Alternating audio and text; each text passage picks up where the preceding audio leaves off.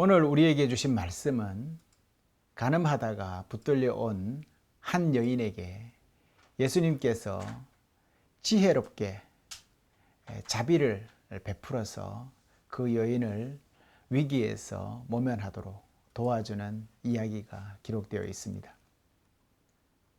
저들은 예수님을 함정에 빠뜨리기 위해서 아주 기묘한 사건을 예수님 앞에 가지고 옵니다. 그들이 들고 온 이 사건은 간음하다가 현장에서 체포된 여자를 끌고 온 이야기입니다. 모세는 율법에 이런 여자들을 돌로 쳐 죽이라고 우리에게 명령하였습니다 라고 저들이 예수님께 먼저 운을 뗍니다. 그런데 선생님은 어떻게 하시겠습니까? 라고 묻습니다. 이것은 예수님을 시험하려고 묻는 질문입니다. 이스라엘의 랍비 교훈에 세 가지의 큰 죄를 기록하고 있습니다. 그 첫째는 바로 우상 숭배의 죄입니다. 이스라엘 사람들은 선민으로서 우상 숭배를 하는 것은 가장 큰 죄로 여겼습니다. 구약에서도 보면 우상 숭배가 가장 큰 죄로 취급되고 있는 것을 알 수가 있습니다. 우상 숭배를 우리는 하나님을 버리고 우상만 섬기는다라고 이렇게 생각하지만 사실은 그렇지 않습니다. 우상 숭배는 종교적으로나 도덕적으로 모든 면에서 종합적인 죄로 여겨졌던 것입니다. 왜냐하면 우상 숭배로 인해서 발생하는 모든 행위가 부정한 행위이기 때문에 그렇게 취급되었던 것이죠. 둘째는 살인죄였습니다. 상식적으로 생명을 죽인다라는 것은 그것은 당연히 큰 죄로 다스려야 하는 것은 분명합니다. 그래서 살인죄를 두 번째 중요한 죄로 다스렸습니다. 그리고 마지막 오늘 나타난 이 세 번째 간음한 죄에 대해서 중요하게 또 여겼습니다. 간음에는 또 두 가지가 있습니다. 첫 번째는 남편이 있는 여자가 다른 남자와 부정한 관계를 했을 때 다스리는 죄가 간음죄이고, 또 다른 하나는 몸을 파는 창녀의 경우가 그렇습니다. 이스라엘 사람들은 창녀를 절대로 인정하지도 또 용서하지도 않았습니다. 그래서 창녀는 그 직업이 아니면 그 행위가 들통나면 바로 끌어내어서 돌로 쳐 죽이는 것이 그들의 법이었습니다. 이 세상 세 가지 제목은 이렇게 세 가지 제목은 증거가 확실하고 증인이 2명 이상만 있으면 언제든지 집행이 가능한 법이었었습니다. 이것을 율법과 함께 정리해 놓은 책이 있는데 그것이 바로 미시나라는 책입니다.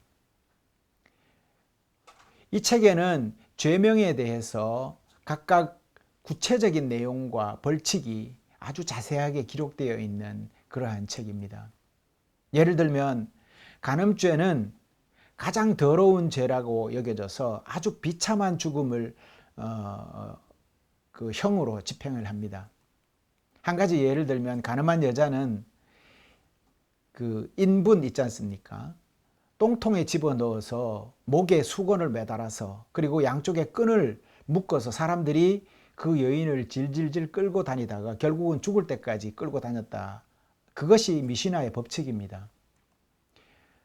이렇게 다스리는 이유는 그렇게 해야 다시는 이런 범죄가 일어나지 않는다라고 보는 것이지요. 또 한 가지 성경에 기록된 간음한 죄에 대한 벌이 있는데요. 그것은 온 동네 사람들이 동구 밖에 나가서 돌을 집어 던져서 간음한 사람을 죽이는 것입니다. 그 즉시 그 돌로 돌 무더기가 되도록, 돌 무덤이 되도록 만드는 것이지요. 여기에는 어린 아이도 함께 참가했다라고 하는 것이죠. 이런 상황에 간음한 여자가 현장에서 붙잡혔으니 그리고 그 여인을 예수님 앞에 끌고 왔다라는 이 이야기입니다. 상상하기로는 아마도 옷은 거의 다 발게 벗겨지고 찢겨졌을 것입니다. 머리채는 집어뜯겨서 질질 끌려서 아마 와서 내팽개쳐져 있었을 것입니다. 무리들은 여자를 세워놓고 예수님께 묻습니다. 모세는 이런 여자를 돌로 치라고 했는데 선생님은 어떻게 하시겠습니까? 어찌 생각하면 간단한 문제인 것 같지만 사실은 상당히 골치 아픈 난제였습니다. 여기에는 두 가지 함정이 숨어 있습니다. 만약 돌로 치라고 하면 평소에 예수님이 해오신 행적들이 있지 않습니까? 즉 죄인을 친구로 맞아들이고 또 가난한 자들과 병자들을 고치신 그 모든 행위가 거짓이 되고 마는 것이죠. 바리새인들은 바로 이 점을 노린 것입니다. 그리고 예수님 당시에 로마의 지배하에 있었습니다. 그렇기 때문에 모든 법은 이스라엘의 전통과 법을 존중해서 그들의 관습대로 처리하도록 했지만 단 한 가지만은 마음대로 못하게 했습니다. 그것이 바로 뭐냐 하면 사형 집행제도였습니다. 그러니까 만약 돌로 치라고 예수님께서 말씀하신다면 바로 로마법의 저촉을 받게 된다라는 것이지요.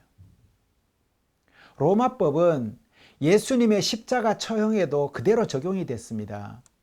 여러분이 잘 아시지 않습니까? 예수님도 십자가에 달려 돌아가실 때 로마의 법대로 빌라도라는 로마 총독에게 넘겨져서 재판을 받았다라는 것입니다.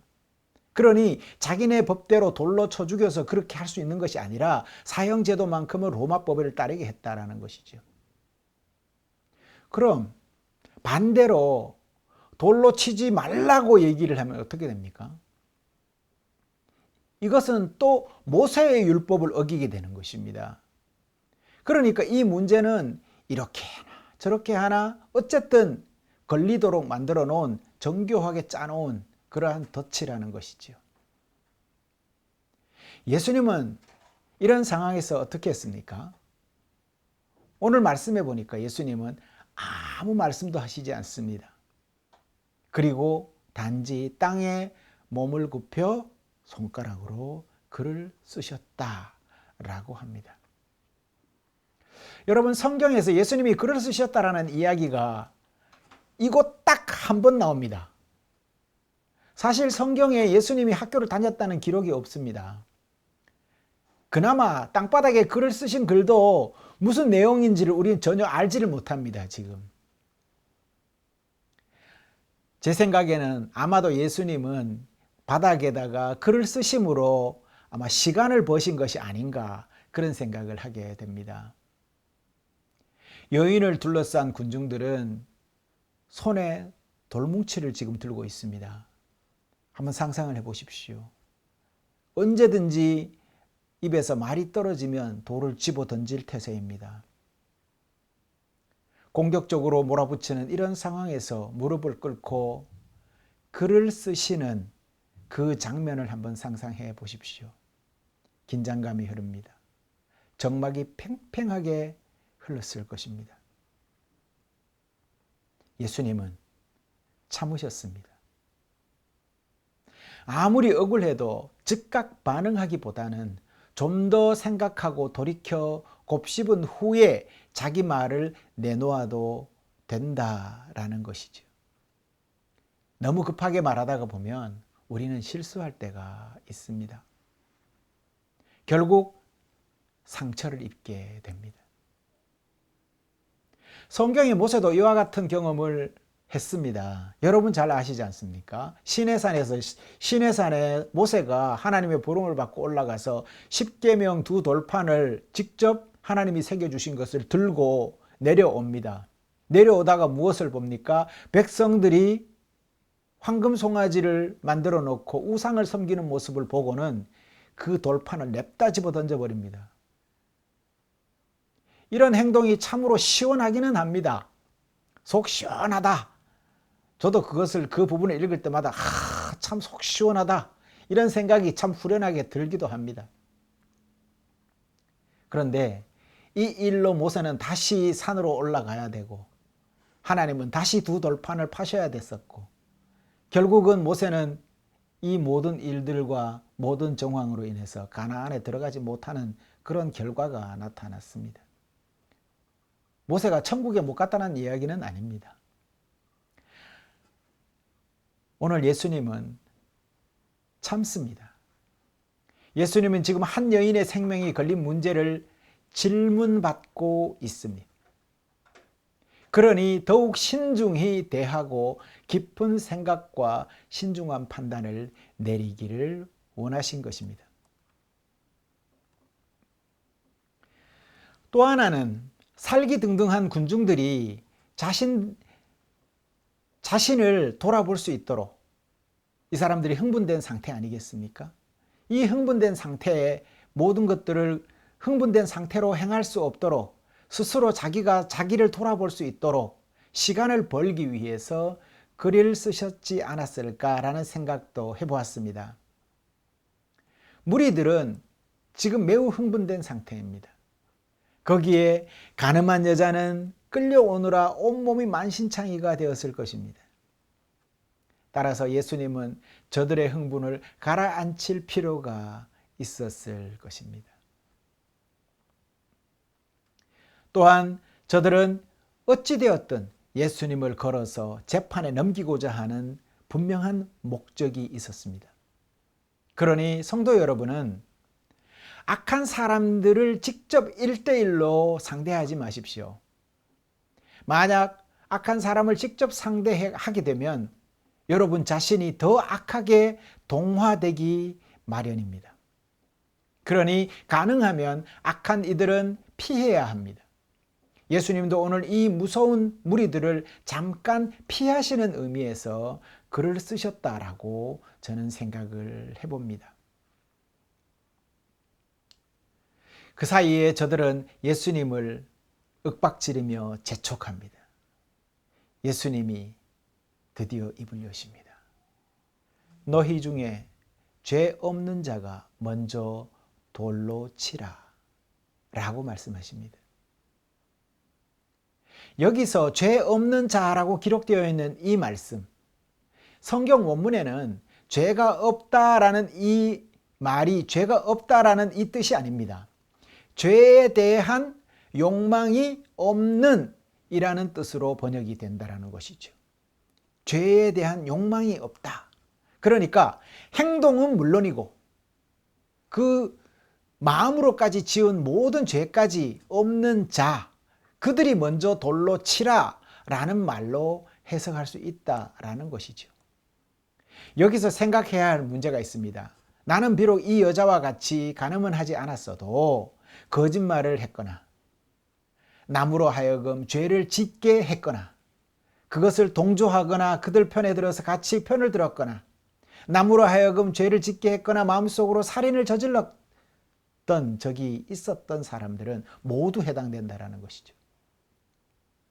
그러므로 우리도 이 여인과 똑같은 죄는 아니지만 다른 의미에서 모든 죄인이니 모두가 죄인이니까 누구도 돌을 던질 자격이 없다라는 것입니다. 죄 없는 자가 먼저 돌을 던지라고 한 이 말씀, 또 하나의 깊은 뜻이 여기에 담겨 있는데 이것은 자신을 살피라라는 것입니다. 돌을 던지기 전에 내 죄를 먼저 살펴보라라는 것입니다. 우리 주님은 이와 유사한 말씀을 많이 하셨습니다. 남 눈에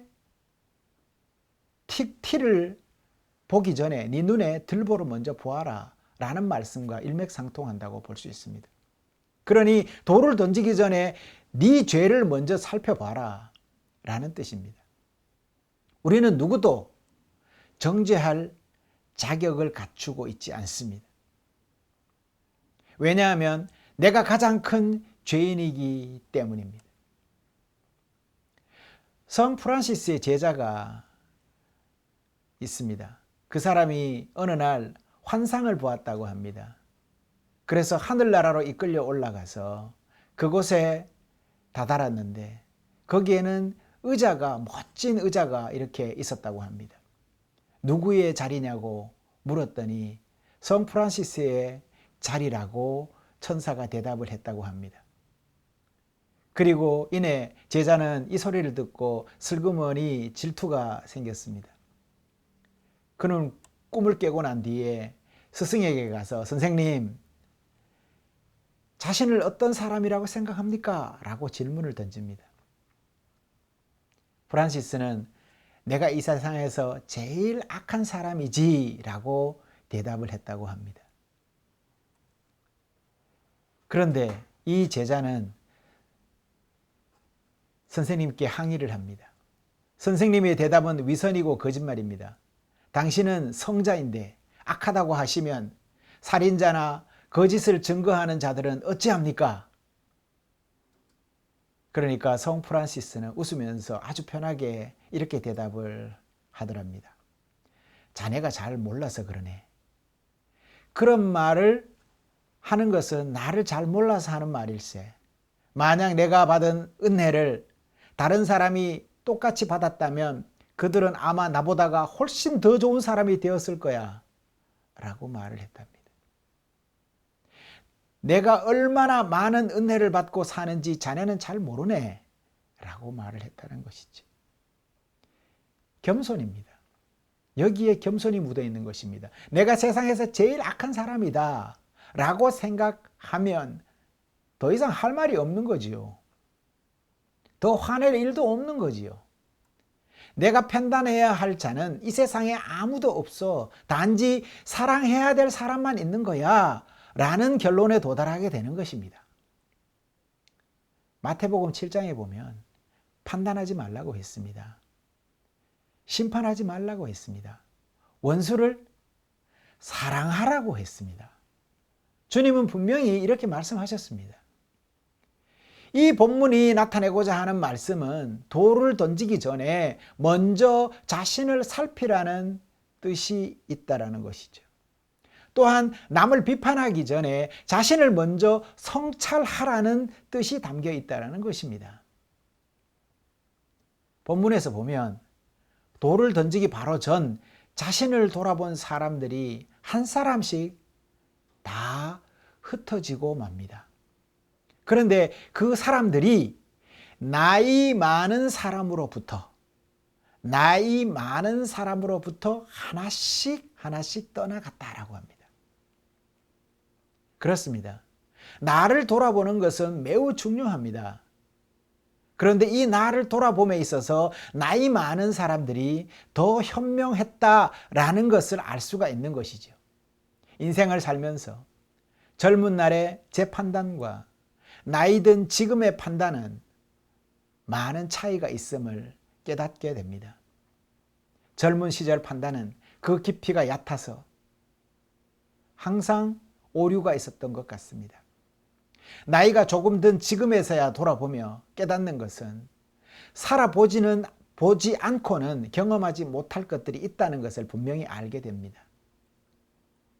이 경험은 삶을 통해서 체득되어서 연륜이라는 이름으로 나에게 새겨지게 됩니다. 이제 저는 젊은 시절과 달리 더 많은 것을 볼 수 있게 된 것 같습니다. 이 말은 오늘 복음서에서도 그대로 적용이 됩니다. 여인이 예수님 앞에 끌려왔을 때 사람들은 흥분에 휩싸여서 그녀를 돌로 치려고 했습니다. 흥분한 상태에서는 올바른 판단을 기대하기 어렵습니다. 예수님은 저들의 이성적이지 못한 행동을 바라보도록 이끌어 주셨습니다. 너희 중에 죄 없는 사람이 먼저 돌로 치라. 이 말씀으로 가장 먼저 나이 많은 사람들의 귀에 그 말씀이 닿았던 것 같습니다. 그리 나이 많은 사람으로부터 시작하여서 하나 둘씩 자리를 떠났다라고 합니다. 하지만 흥분한 군중들은 여전히 예수님의 말씀을 받아들이지 않습니다. 저들을 누가 깨우쳐야 할까요? 가세. 이만하면 됐네. 돌아보니 그도 참 일리가 있는 말일세. 깨달음이 있는 자, 바로 연륜이 있는 자들의 행동인 것입니다. 신앙생활을 하면서 우리는 믿음의 선조들의 행적을 본보기 삼아서 우리가 성장한다는 것을 깨닫게 됩니다. 그렇게 주님의 택하심을 받고 신앙인이 되어서 구원받은 백성으로 살아갑니다. 하지만 이제 그렇게 받은 은혜로 나만 행복하고 나만 즐거워해서는 안 된다라는 것입니다. 먼저 은혜 받은 이들이 믿지 않는 이들을 일깨우고 죄와 악에서 멀어지는 일에 솔선수범으로 도와주어야 한다. 그것이 의무고 책임이다라는 것을 우리가 알아야 된다는 것이죠. 그러니 아직 예수님을 모르는 예비 신앙인들이 있다면 그들을 깨우치고 바른 길로 인도하는 일에 최선을 다해야 하는 것은 우리 신앙인의 의무입니다. 그렇게 하는 것이 신앙인의 책무이기 때문입니다. 또한 이제 막 신앙생활을 시작하려는 이들과 아직 복음을 영접하지 않은 이들의 경우에 연륜 있는 신앙인의 인도와 조력을 적극적으로 받을 필요가 있다라는 것입니다. 그렇게 할 때 신앙인으로서 바른 판단과 하나님 뜻 안에서 거하는 일에 도움을 받을 수 있기 때문입니다. 물론 연륜이 모든 것을 말해 주는 것은 아닙니다. 그래도 많은 경우에 그것이 도움이 되고 또 더 많은 것을 우리에게 유익하게 해주는 것은 분명해 보입니다. 특별히 신앙의 선배로 부모님의 신앙을 본받는 것은 매우 중요합니다. 나의 성장 과정을 함께하고 동시대에 함께 살아왔기에 자녀의 신앙 성장에 걸림돌과 장애물을 당신 신앙 경험을 통해서 도울 수가 있었던 것입니다. 예수님은 죄 없는 자가 돌을 먼저 던지라고 하십니다. 그런 의미라면 죄 없으신 예수님은 돌을 던져야 마땅했습니다. 하지만 주님도 그녀에게 돌을 던지지 않으셨습니다. 이것은 예수님께서도 자신을 사람의 몸을 지닌 죄인으로 동일시 여기신 것입니다. 이 말은 여자의 죄됨과 예수님 스스로를 동일하게 여기셨다라는 말입니다. 바로 여기에 우리 주님의 긍휼과 자비가 나타난 것입니다. 나는 죄가 없고 의롭다고 여인 앞에서 자신의 의를 내세우지 않으셨습니다. 오히려 죄인인 그녀를 불쌍히 여기시고 그녀의 죄를 오히려 그 죄인됨을 사랑하셨으므로 스스로 죄인의 위치에 내려앉으신 것입니다. 여러분, 사람이 높은 자리에 앉아서 낮은 자리에 있는 사람들을 사랑할 수 없습니다. 낮은 자리에 있는 사람들을 사랑하기 위해서는 낮은 자리로 내려앉을 때에 그때부터 사랑할 수가 있는 것입니다. 예수님은 이처럼 저 높은 하늘 보좌를 버리시고 낮고 낮은 이 땅의 사람의 모습으로 우리에게 다가오셨습니다. 사랑입니다. 죄인을 사랑하거나 낮은 자를 사랑하는 것이 감상적이거나 쉽게 할 수 있는 일처럼 여겨집니다. 아닙니다. 죄인을 사랑하려면 나도 죄인과 동일시 되어야 참 사랑이 이루어질 수 있다는 것을 분명히 아시기 바랍니다. 그런 의미에서 신앙인은 구원받았으므로 이미 높은 자리에 오른 사람들입니다. 이 말은 신앙인이 행해야 할 일들이 낮은 자리에 있는 이들을 사랑하는 것인데 내가 여전히 높은 자리에 올라와 있으면 그들을 사랑할 수 없다라는 말이 되는 것입니다. 그러니 겸손해집시다. 그러니 낮아져야 합니다. 신앙인의 연륜이 깊어지고 나이 많이 들어간다라는 것은 더욱 겸손해진다는 말과 같습니다. 성도 여러분, 나를 높여주신 주님의 뜻을 이루기 위해서 또한 낮아지는 일에 부끄러워하지 않고 오히려 받은 사랑을 돌려주기 위해서 애쓰는 모든 성도들이 되시기를 바랍니다. 그리 하나님 사랑받은 이로써 주어진 책무를 다 감당하시는 모든 분들이 다 되시기를 바랍니다. 다가오는 한 주간도 주님 주시는 평화가 여러분과 항상 함께 하시기를 바랍니다. 기도하시겠습니다.